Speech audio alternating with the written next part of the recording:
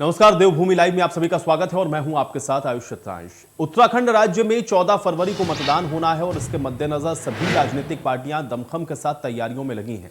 India news से खास बातचीत में मुख्यमंत्री पुष्कर सिंह धामी ने कहा है कि एक बार फिर बीजेपी सत्ता पर काबिज होगी। वहीं प्रदेश में लगातार बढ़ते कोरोना संक्रमण के मामले पर भी सीएम धामी ने कहा कि राज्य सरकार ने तमाम व्यवस्थाओं को मुकम्मल किया है ताकि लगातार फैल रहे कोरोना संक्रमण पर लगाम लगाई जा सके। उत्तराखंड राज्य में 14 फरवरी को मतदान होना है, जिसके दृष्टिगत सभी राजनीतिक पार्टियां दमखम से तैयारियों में जुटी हुई हैं। हमारे साथ बातचीत करने के लिए मौजूद है मुख्यमंत्री पुष्कर सिंह धामी, से बात करेंगे। सर, एक चुनौती बड़ी रही कि दोबारा सत्ता पर काबिज होने से कैसे लगता है आप? नहीं, हम पूरी तरह से आश्वस्त हैं। हम अपने कामों के आधार पर उत्तराखंड की देवतुल्य जनता के पास जा रहे हैं और हमें जनता का पूर्ण आशीर्वाद मिलेगा और वो उनको चुनाव करना है। इस बार के चुनाव में एक तरफ काले कारनामे और एक तरफ काम, एक तरफ विकास और दूसरी तरफ विनाश। तो निश्चित रूप से लोग यहाँ पर विकास को चुनेंगे, यहाँ कामों को चुनेंगे और भारी बहुमत की सरकार जो अब की बार 60 पार का हमने नारा दिया है वो पूरा होगा। सर, एक चीज़ ये भी देखने को मिला कि 31 जनवरी तक सभी रैली जनसभाओं पर रोक लगी हुई है, तो ऐसे में वर्चुअली कितना हम कवर कर पा रहे हैं जनता के बीच में? हम कर रहे हैं, कोशिश कर रहे हैं और हमारा पूरा संगठन इसके लिए तैयार है। हमारे बहुत सारे काम पहले से ही हुए हैं। हमारे बूथों पर अध्यक्ष, हमारे शक्ति केंद्रों के संयोजक, शक्ति केंद्रों के प्रभारी, सेक्टर प्रभारी, हमारे पन्ना संयोजक, पन्ना प्रमुख, ये सभी काम कर रहे हैं। और हमारे पन्ना प्रमुख और बूथ संयोजक ये निश्चित रूप से इस बार प्रचंड बहुमत की सरकार बनाएंगे, उसके लिए वो तैयार हैं। हमारी टीमें सब बिल्कुल ज़मीन पर काम कर रही हैं। सर, कोरोना संक्रमण के मामले लगातार तेजी से बढ़ते जा रहे हैं, मौतों का आंकड़ा है वह भी लगातार बढ़ रहा है। इसके रोकथाम को लेकर या फिर प्रचार प्रसार मतलब जो प्रसार इसका कम हो, इसके लिए हम क्या कुछ कर रहे हैं? नहीं, कोरोना महामारी निश्चित रूप से सबको जान माल की सुरक्षा बहुत आवश्यक है। उसके लिए हम लगातार, मैं स्वयं भी समीक्षा कर रहा हूँ। पिछले दिनों मैंने देहरादून में इसकी समीक्षा की थी। उसके बाद मैंने सुशीला तिवारी मेडिकल कॉलेज का पूरा निरीक्षण किया है, वहाँ की व्यवस्थाओं का जायज़ा लिया है, वहाँ के बेडों की व्यवस्थाओं का जायज़ा लिया है, वेंटिलेटर और हमारे आईसीयू बेड सभी को मैंने देखा, ऑक्सीजन के प्लांट। फिर मैं अल्मोड़ा में गया था, अल्मोड़ा जाकर भी मैंने वहाँ की व्यवस्थाओं का भी जायज़ा लिया है और लगातार मैं इसकी समीक्षा कर रहा हूँ, क्योंकि चुनाव के महापर्वों में ये निश्चित रूप से सभी को भाग ले रहे हैं। बड़ा मतदान भी करना है, लेकिन जान माल की सुरक्षा भी जरूरी है। जो चुनाव आयोग के निर्देश हैं उसके क्रम में हम आगे बढ़ रहे हैं। सर, दिल्ली में इंडिया गेट में जो है सुभाष चंद्र बोस जी का जो है मूर्ति का अनावरण पीएम मोदी ने किया है, इसको किस तरह देखते हैं? देखिए, हम प्रधानमंत्री जी का धन्यवाद करते हैं। उन्होंने सारी व्यवस्थाओं को एक जगह पर कर दिया है, सारे अमर शहीदों को एक स्थान पर लाए हैं, लगातार उसको विस्तार दिया है और प्रधानमंत्री जी के नेतृत्व में हर क्षेत्र में इसी प्रकार के काम हुए हैं। जहाँ किसी ने सोचा नहीं था उस क्षेत्र में काम हुए हैं, चाहे वो बाबा केदार का आज पुनर्निर्माण का कार्य हो या हमारे बाबा विश्वनाथ काशी का भव्य काशी, दिव्य काशी का निर्माण हो या भव्य अयोध्या में राम मंदिर का निर्माण हो। हर क्षेत्र में काम हुआ है। उसी प्रकार से आज अमर ज्योति पर भी काम हुआ है। लेकिन सर, अमर ज्योति को शिफ्ट किए जाने, इनको मर्ज किए जाने पर जो है कांग्रेस लगातार विरोध कर रही है, इसको किस तरह देखते हैं आप? कांग्रेस पार्टी ने कभी अपने समय में कोई काम नहीं किया। अगर उन्होंने काम किया होता तो आज उनको ये सब कहने की आवश्यकता नहीं पड़ती। धन्यवाद। तो ये थे मुख्यमंत्री पुष्कर सिंह धामी साहब का कहना कि आगामी चुनाव के लिए संगठन पूरी तरह से तैयारी कर चुकी है और इस बार भी 60 पार के साथ भाजपा सत्ता पर काबिज होगी। कैमरामैन सौरभ के साथ तो बड़ी जानकारी है, छत्तीसगढ़ के मुख्यमंत्री भूपेश बघेल ने कैंपेन सॉन्ग को लॉन्च किया है। 4 धाम 4 काम उत्तराखंड स्वाभिमान कैंपेन सॉन्ग का लोकार्पण छत्तीसगढ़ के मुख्यमंत्री ने किया।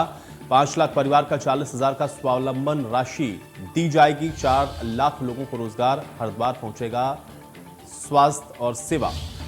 तो ये बातें भी कही गई हैं। कैंपेन सॉन्ग को भी लॉन्च किया गया है। तो कांग्रेस पार्टी का कैंपेन सॉन्ग जो कि छत्तीसगढ़ के मुख्यमंत्री भूपेश बघेल के द्वारा लॉन्च किया गया है, 4 धाम 4 काम, भूपेश बघेल ने इस कैंपेन सॉन्ग को लॉन्च किया है।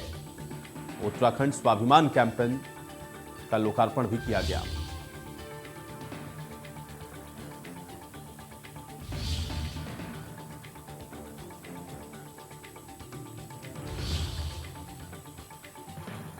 चलिए बातचीत करते हैं। डॉक्टर प्रवीण हमारे साथ ब्यूरो चीफ फोन लाइन पर जुड़े हुए हैं। प्रवीण, आज थीम सॉन्ग को लॉन्च किया गया है कांग्रेस पार्टी की तरफ से, छत्तीसगढ़ के मुख्यमंत्री ने, क्या जानकारी? देखिए, छत्तीसगढ़ के मुख्यमंत्री भूपेश बघेल अभी थोड़ी देर पहले ही उत्तराखंड चुनाव के मद्देनजर 4 धाम 4 काम उत्तराखंड स्वाभिमान इस कैंपेन सॉन्ग को लॉन्च किया है। उन्होंने जिंगल सॉन्ग, कैंपेन सॉन्ग को लॉन्च किया। उसके बाद उन्होंने कहा कि कांग्रेस की जब यहाँ पे सरकार आएगी तो 500 रुपए में सिलेंडर मिलेंगे, गैस के सिलेंडर। उन्होंने सीधे तौर पे बीजेपी पे हमला बोला, केंद्र सरकार पर हमला बोला। उन्होंने कहा कि पहले मुफ्त में सिलेंडर दिया और जैसे सिलेंडर देने का काम खत्म हो गया 950 रुपए सिलेंडर की कीमत कर दी गई। उन्होंने ये भी कहा कि उत्तराखंड से उनका जुड़ाव पहले से रहा है। पिथौरागढ़ क्षेत्र में 2002 में काम कर चुके हैं, चुनाव के दौरान काम कर चुके हैं। 5 विधानसभा क्षेत्र में उनको काम की जिम्मेदारी मिली थी, वहां पर वो काम कर चुके हैं। इसलिए यहाँ के भौगोलिक स्थिति और यहाँ के लोगों के स्वाभिमान और उनके जो किस तरह से रहते हैं इसके बारे में उनको जानकारी है। उन्होंने ये भी कहा कि जो हमारी सरकार यहाँ पर आई तो हम 4 लाख लोगों को 5 साल में नौकरी देंगे। हमारी सरकार ये घोषणा पत्र में कह रही है और ये घोषणा पत्र जो है, जो कहते हैं हम वो करते हैं। हमारी बीजेपी वाली घोषणा पत्र नहीं है। छत्तीसगढ़ में भी हम अपने घोषणा पत्र के सहारे आगे बढ़ रहे हैं। वहाँ की स्थिति अलग है, यहाँ की स्थिति अलग है, लेकिन उत्तराखंड में जो घोषणा पत्र में हम कह रहे हैं वो हम करेंगे जी। 4 लाख लोगों को रोजगार और इसके अलावा 40,000 का जो स्वावलंबन राशि की बात कही गई है, इसको किस प्रकार से देखा जाए प्रवीण?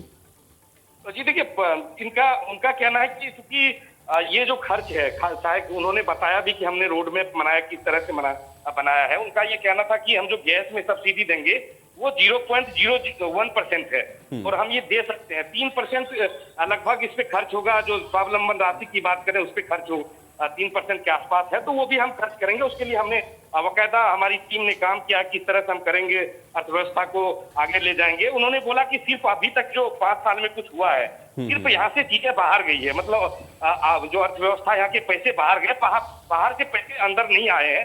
उसकी वजह से राज्य में आर्थिक स्थिति जो है वो राज्य की संकट में। तो उन्होंने सारी चीजों पे बातचीत की और उनका ये कहना था कि हमें पता है कि उत्तराखंड में हमारी सरकार बनने जा रही है। उन्होंने ये भी कहा कि छत्तीसगढ़ में हमारी सरकार है, झारखंड में हमारी सरकार है, हमारे सहयोगी की सरकार है और हम उत्तराखंड में भी हमारी सरकार आने वाली है, क्योंकि ये तीनों राज्य एक साथ बने हैं और तीनों में हमारी सरकार आने वाली है। बहुत शुक्रिया डॉक्टर प्रवीण इस बातचीत और जानकारी के लिए।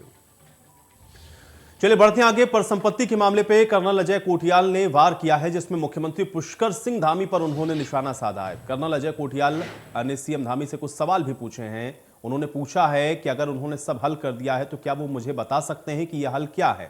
उत्तर प्रदेश की 25% पूंजी उत्तराखंड को मिलनी है, लेकिन 21 साल के बाद भी उत्तर प्रदेश के कब्जे में ये सारी परिसंपत्तियां हैं। इसमें सिंचाई विभाग की 13,000 हेक्टेयर भूमि, इस पर भी धामी जी ने क्या किया है उसको जवाब देना चाहिए।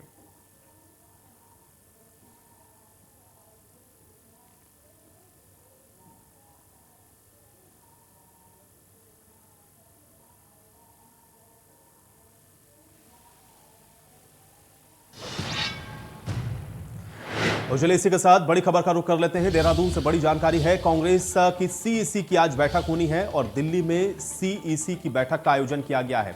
इसमें 17 बची हुई सीटों पर मंथन होना है।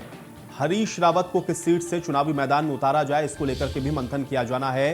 रामनगर की सीट से चुनाव लड़ने की चर्चा फिलहाल अभी जोर पकड़ रही है।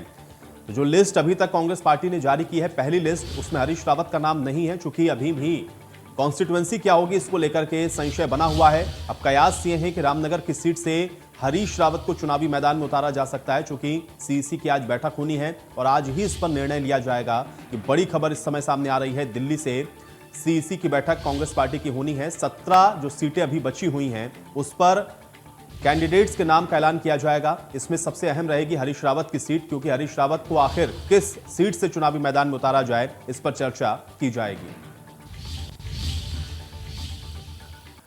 तो कांग्रेस ने बाकी बची हुई 17 सीटों पर प्रत्याशियों के नाम का ऐलान आज होने की पूरी संभावना जताई है। इसको लेकर के शाम 5 बजे दिल्ली में सीईसी की बैठक है। इस बैठक में सभी 17 सीटों पर उम्मीदवारों के नाम को लेकर के चर्चा होगी और चर्चा के बाद इन सभी नामों के ऐलान की संभावना भी जताई गई है।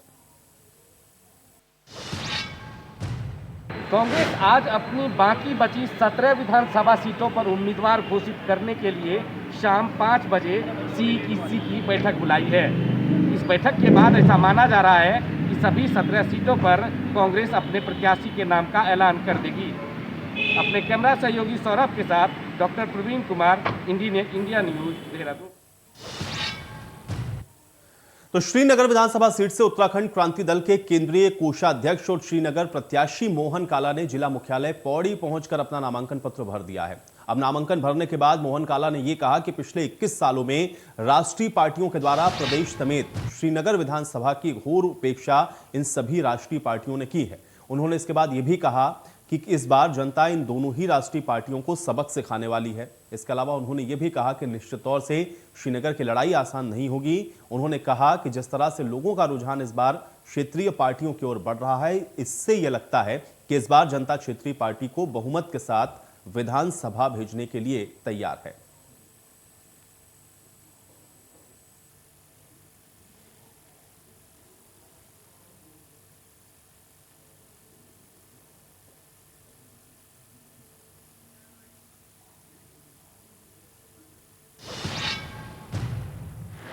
उधर काशीपुर में भारतीय जनता पार्टी में असंतोष थमने का नाम अभी नहीं ले रहा है, क्योंकि बीते दिनों काशीपुर बीजेपी प्रत्याशी को लेकर के बगावत की बात सामने आई थी। उसको नजरअंदाज करते हुए भाजपा से 4 बार के विधायक चले आ रहे हरभजन सिंह चीमा के पुत्र और काशीपुर से भाजपा के विधायक प्रत्याशी त्रिलोक सिंह चीमा ने हमारे संवाददाता से बातचीत करते हुए कहा कि ऐसा असंतोष सभी पार्टियों में नजर आता है, लेकिन यह हमारे परिवार का एक छोटा मामला है जिस पर बातचीत करके इसका हल निकाला जाएगा। इस दौरान उन्होंने यह भी दावा किया कि काशीपुर में एक बार फिर से बीजेपी का परचम वो सर्वोपरि रखते हुए रिकॉर्ड जीत को हासिल करेंगे और विकास के पहिए को पूर्व की भांति ही रफ्तार दी जाएगी।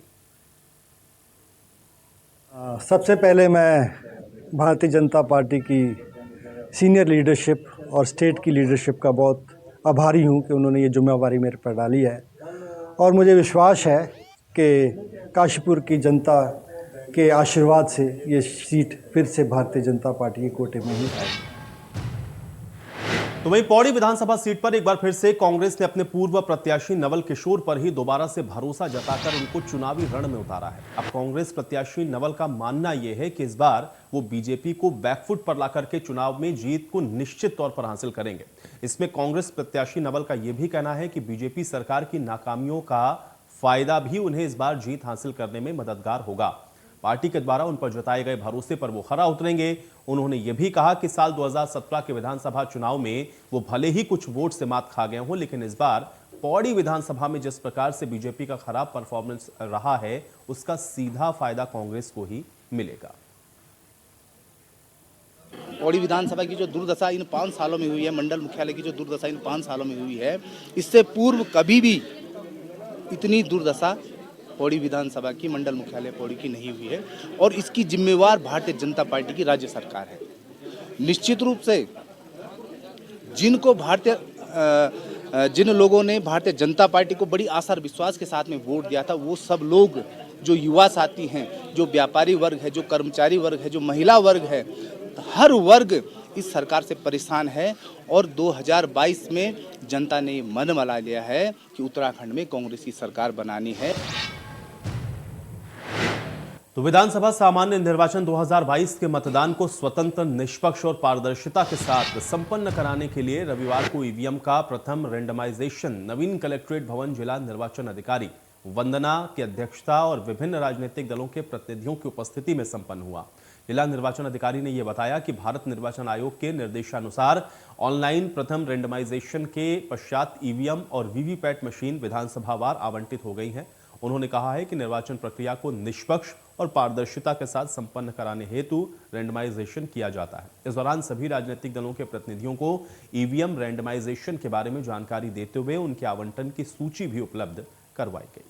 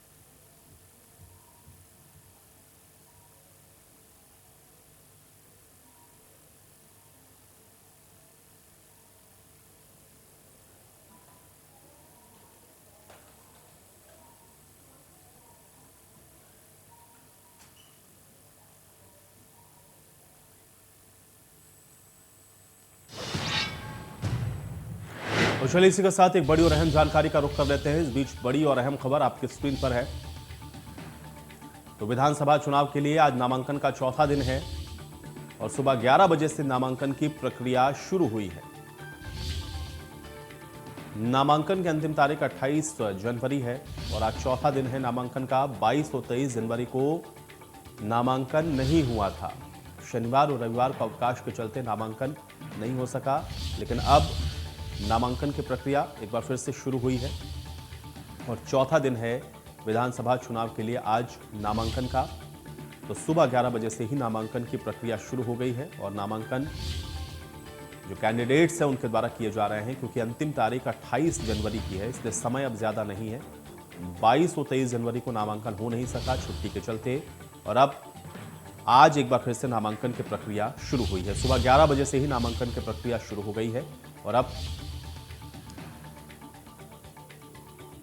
जो कैंडिडेट्स हैं वो अपना नामांकन पत्र दाखिल कर रहे हैं। सुबह 11 बजे से ही नामांकन की प्रक्रियाएं शुरू हो चुकी हैं। तो सभी पार्टियों की तरफ से जो कैंडिडेट्स की लिस्ट है उनको भी जारी कर दिया गया है। जो बचे हुए कैंडिडेट्स हैं उनकी लिस्ट भी अब बहुत जल्दी जारी करी जाएगी और इसके चलते जो लिस्ट जारी हो चुकी हैं, जिनमें कैंडिडेट्स के नाम घोषित हो चुके हैं, वो अपना अपना नामांकन भर रहे हैं। बड़ी और अहम जानकारी है।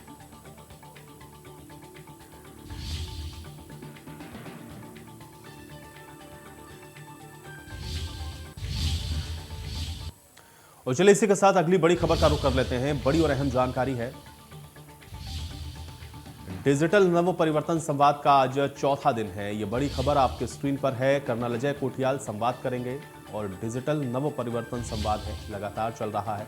चौथा दिन है। संवाद की श्रृंखला में उत्तराखंड की लाइफलाइन जो कि चालक और परिचालक हैं, उनके साथ आज अजय कोठियाल संवाद करने वाले हैं। तो एक एक वर्ग तक पहुंचने की कोशिश हो रही है। 27 जनवरी तक डिजिटल नव परिवर्तन संवाद होना है, जिसमें प्रत्येक वर्ग तक आम आदमी पार्टी पहुंच रही है। और आज डिजिटल नव परिवर्तन संवाद का चौथा दिन है। कर्नल अजय कोठियाल आज संवाद करेंगे और वो भी नव परिवर्तन संवाद की श्रृंखला में आज उत्तराखंड की लाइफलाइन यानी कि चालक और परिचालकों के साथ अजय कोठियाल के द्वारा नव परिवर्तन संवाद किया जाएगा। डिजिटली उनके साथ जुड़ेंगे और उसके बाद उनके साथ चर्चा करेंगे। कर्नल अजय कोठियाल उनकी समस्याओं को जानेंगे, आम आदमी पार्टी के विजन को उनके सामने रखेंगे।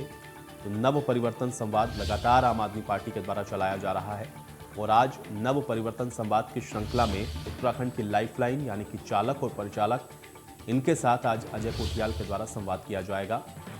27 जनवरी तक डिजिटल नव परिवर्तन संवाद चलेगा और आज डिजिटल नव परिवर्तन संवाद का चौथा दिन है। बड़ी जानकारी है। कर्नल अजय कोठियाल संवाद करें।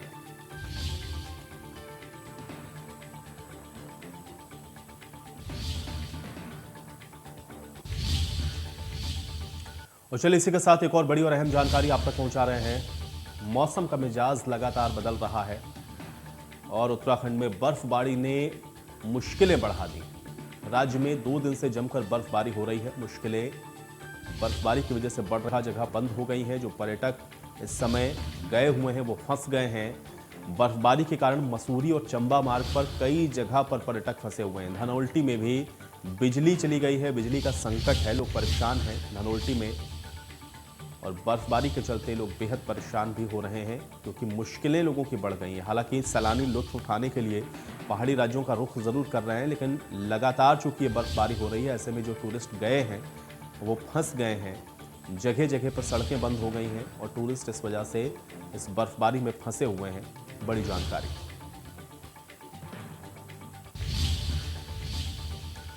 जनपद टिहरी गढ़वाल में विधानसभा देवप्रयाग में बीजेपी प्रत्याशी विनोद कंडारी के द्वारा क्षेत्र में भ्रमण किया जा रहा है। क्षेत्र भ्रमण के दौरान विनोद कंडारी भाजपा सरकार के द्वारा किए जा रहे ऐतिहासिक कार्य को जनता तक पहुंचाने का काम कर रहे हैं।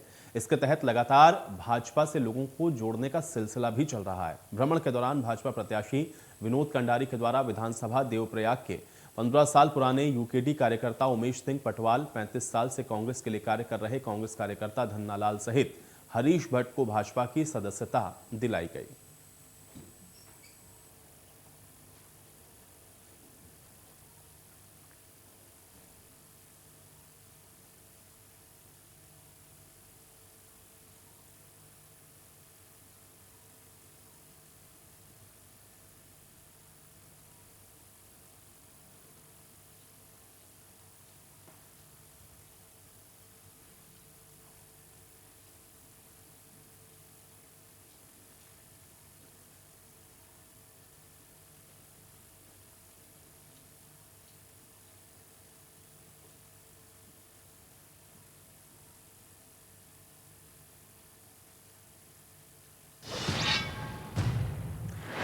तो नैनीताल नगर में इस साल का पहला हिमपात होने लगा है और अभी तक 5 बार नैनीताल की ऊंची चोटियों पर हिमपात हुआ है। लेकिन नैनीताल नगरवासियों और पर्यटकों को जिसका बेसब्री से इंतजार था कि नैनीताल नगर में भी बर्फबारी हो, वो इंतजार भी अब खत्म हुआ है। सुबह से ही बर्फबारी हो रही है। नगर के विभिन्न हिस्सों में बर्फ पड़ने लगी है। बर्फ से पेड़ पौधे जमीन सब धीरे धीरे सफेद नजर आ रही हैं। पर्यटकों के साथ साथ पर्यटन कारोबारियों के चेहरे खिल गए हैं।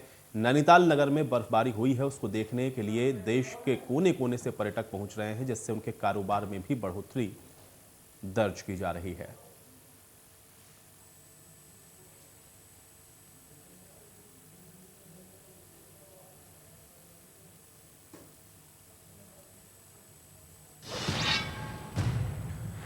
और चलिए इसी के साथ देवभूमि लाइव में मेरे साथ फिलहाल इतना ही।